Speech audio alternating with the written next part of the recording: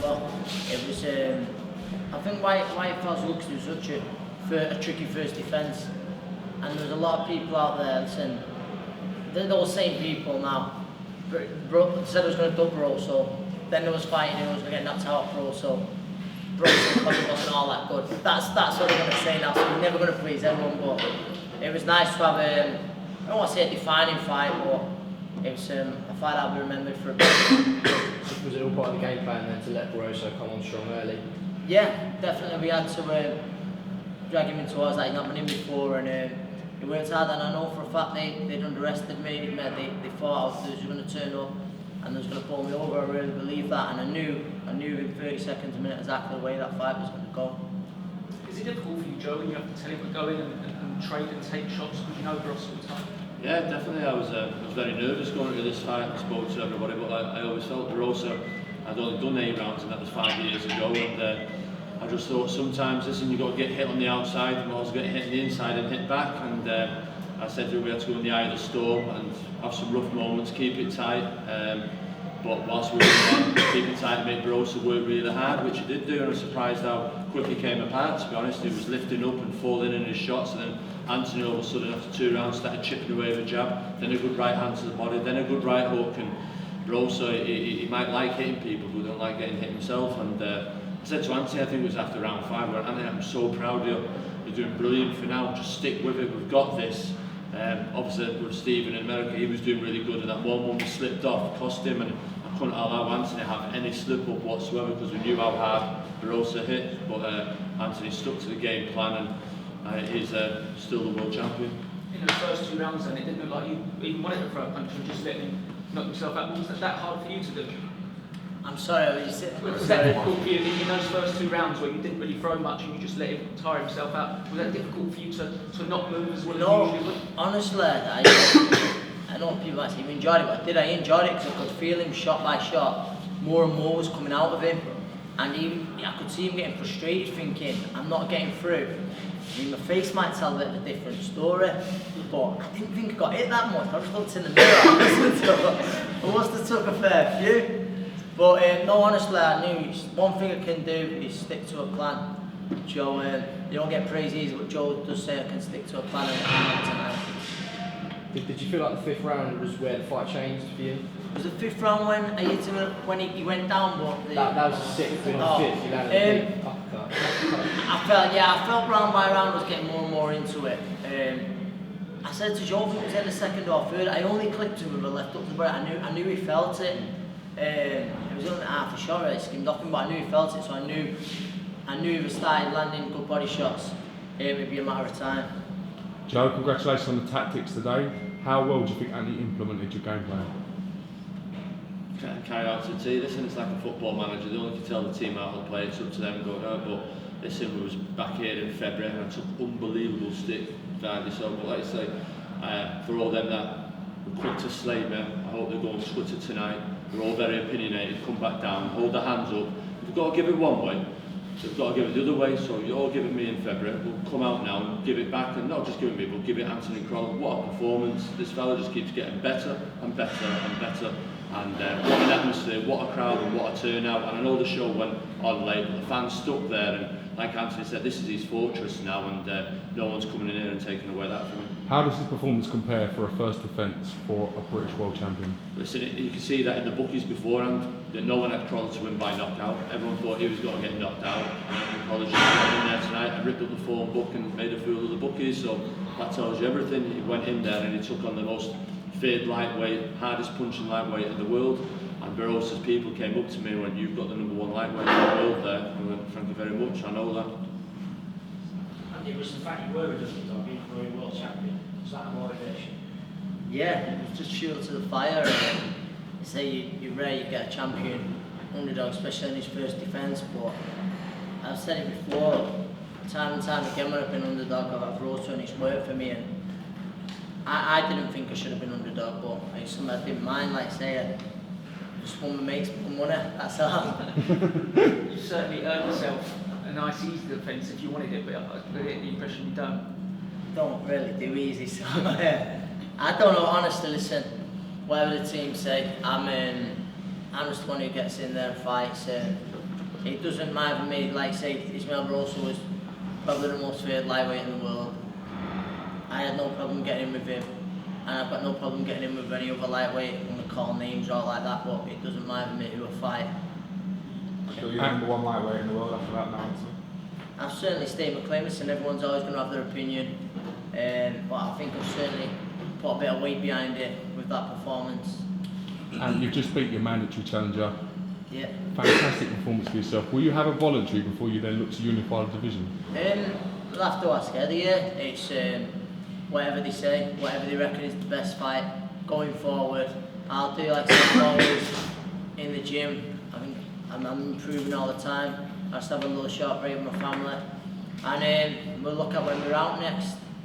What sort of names are in the mix? That was our Heyman's guys just asking if he wanted Lance to Bartholomew in the unification. He could have any unification he wants.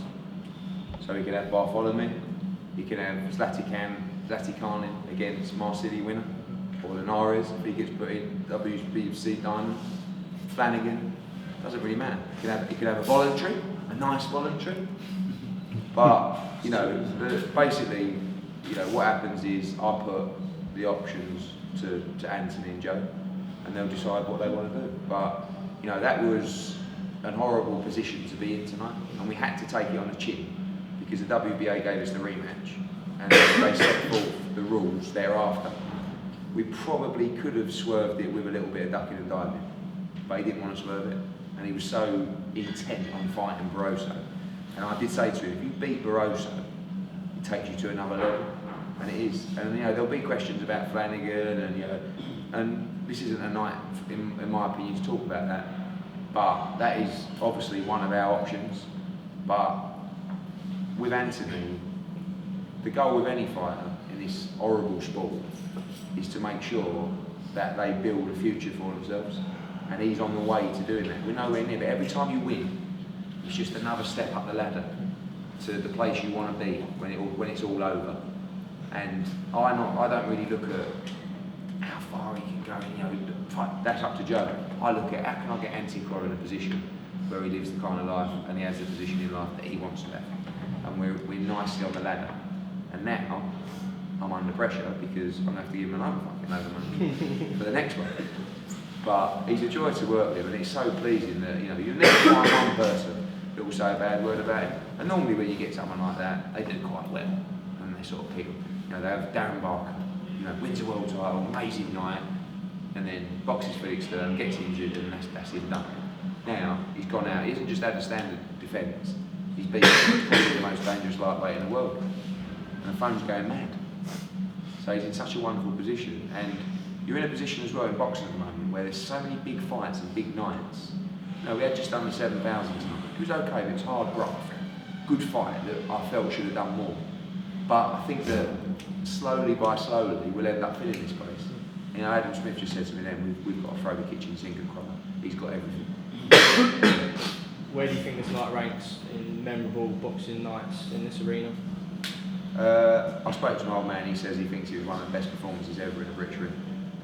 And as far as this arena goes, I mean, other than Hatton against Costa Zoo, which of course was, you know, one of the memorable nights anyway, I think that was right up there. Right up. I mean, again, we went late because of Chisora, but the atmosphere was sensational. A few people had a bit too much to drink, but that's okay, it's boxing. And everybody, you could tell by the reaction that everybody knew how difficult the fight was. Do you know what I mean? It wasn't like a standard defence where you go, well done mate, you defend your title. It was like winning the world title, wasn't it? You know, it was the feeling and the atmosphere was bigger than Perez because everyone knew how tough it was. And I think there was an element of good old Crolla, well he won the world title and he'll probably give it away tonight, but you know, we'll go and support him. And now people leave the arena going, fuck me, he can really fight.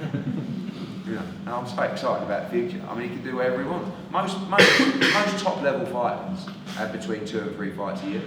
When you box in 8 in May, it's quite difficult to hit the 3. Do you know what I mean? So we either go standard defence and then a big one, or we just wait for the huge one in September, October. And, you know, but I'll do whatever Joe tells me. I mean, Anthony. What did you make of the fans and atmosphere tonight? Unbelievable. It's some of them probably started this morning about 7 o'clock in the morning before they went to the Norwich City game. But no, that crowd, I say all the time, broken record, but they get behind me and they are like a 12th man, and I appreciate each and every one of them coming out like that. And I think it is going to just grow and grow now. Go away saying what a good night it is, and then the numbers increase next time. It's glad that I'm just happy to be a part of it. You mentioned those nights, Daddy's Dad Barry, like all the good nights he's seen, and you set at this arena. I was here for your Carl's Aguilaces, your big Ricky Hatton nights, and your Brody and Jinchi. Yeah, I was here for all them just as a fan, as a schoolboy boxer, and for it to be up there with them, it's something that I'm very proud of. I saw in one of your build-up interviews you said you wanted fights and nights like this to take away from the legacy of being the guy who survived a terrible burglary. Yeah. And that this is certainly the sort of night that would do that. Yeah, obviously, yeah.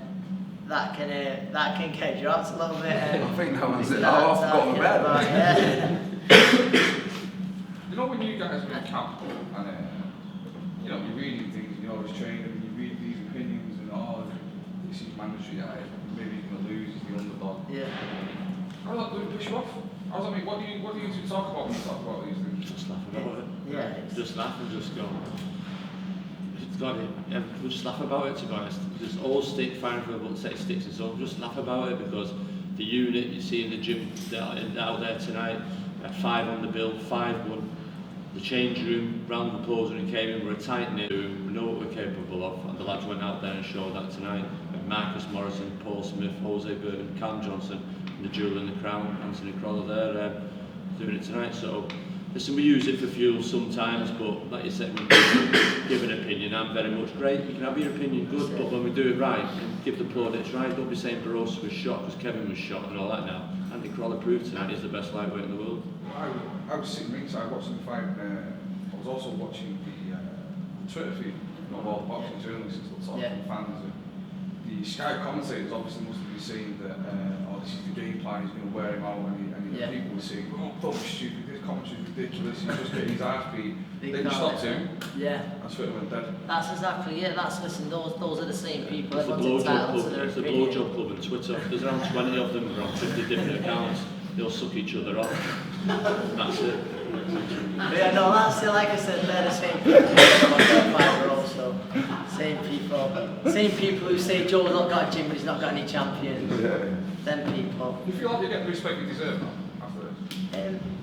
Listen, hopefully, You can't buy respect. No. You can't spend respect. That's better. Do you know what I mean? Yeah. Like, it's nice to be adored, and he is adored. You see it out there.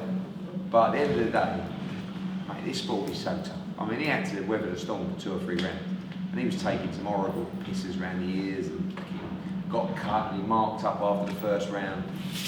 Just listen. Get paid. Keep winning. How close is $1 million call to his $1 million pay? Just had it. Fucking yeah, worth Just had short of it, anyway. Yeah? Congratulations. What was your mindset, Anthony, in those early rounds when you were taking the punishment? I'm gonna walk into my missus tied up or something. She's already ordered 7 Chanel bags. The Louis Vuitton carpet's going down. Sorry, what was that? What was your mindset in the early rounds?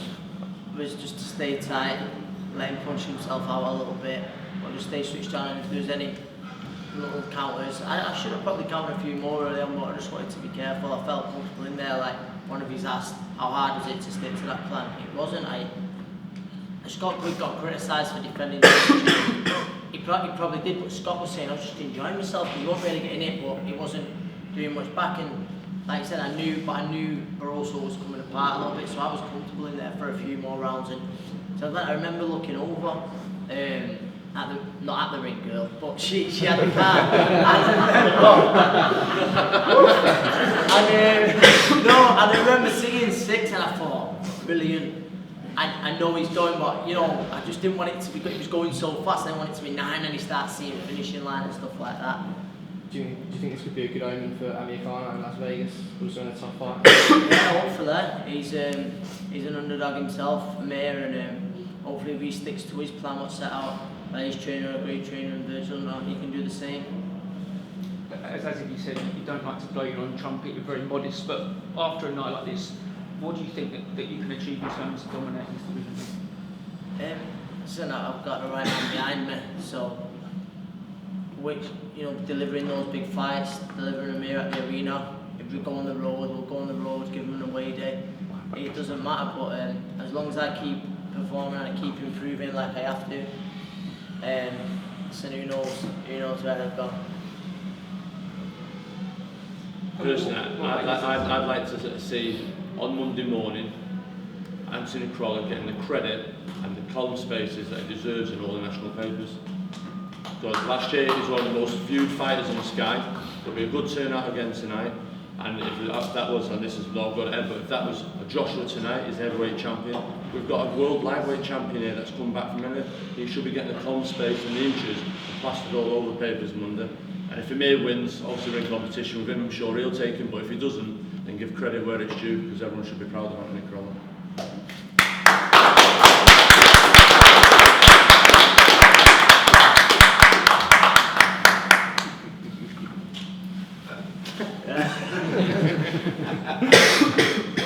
Do you think that counts against Anthony?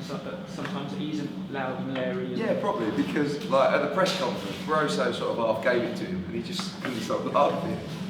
So like, you're always, some fighters try, you get a lot of self-promoters in boxing, and it's good, they sell the show, but you just got to be yourself. And the way that you market Anthony is you're a fucking lovely geezer from Manchester, do you know what I mean, who can really fight. But you can relax in yourself, can't you? Because you haven't got to, if I went to him and go and stick it on Barroso, he'd be like, what? But go and put the nut on the press conference, he'd be like, there's no point, is there? You've got to be yourself. So, but we've gone from being like nice guy, nice story, hero, have a go hero, to #1 lightweight in the world. This is a guy. I put him in prize fight 3 years ago. And he lost. He lost in the quarterfinal. Was that like that? The semis. Sorry. Yes, Luke. Oh, sorry. He had a life and death with Kieran Farrell, for the English title, and that was like a career turning point.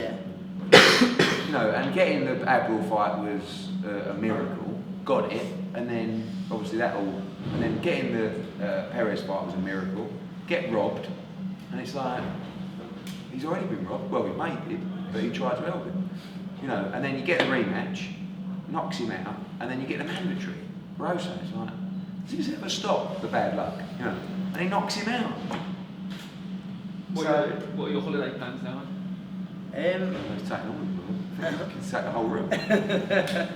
No, I'm gonna wait a week or so, and then I'll just have a little break with the missus and my little boy, something like that. And might sneak a lad strip in there before I get back in our training.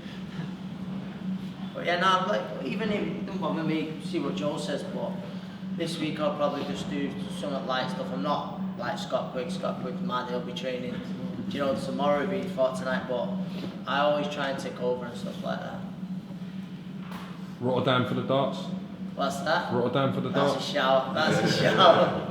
Yeah, I might have that. Thought you like that one. Congratulations, Anthony. Thank you. Cheers, everyone. Thanks for coming. Thank you.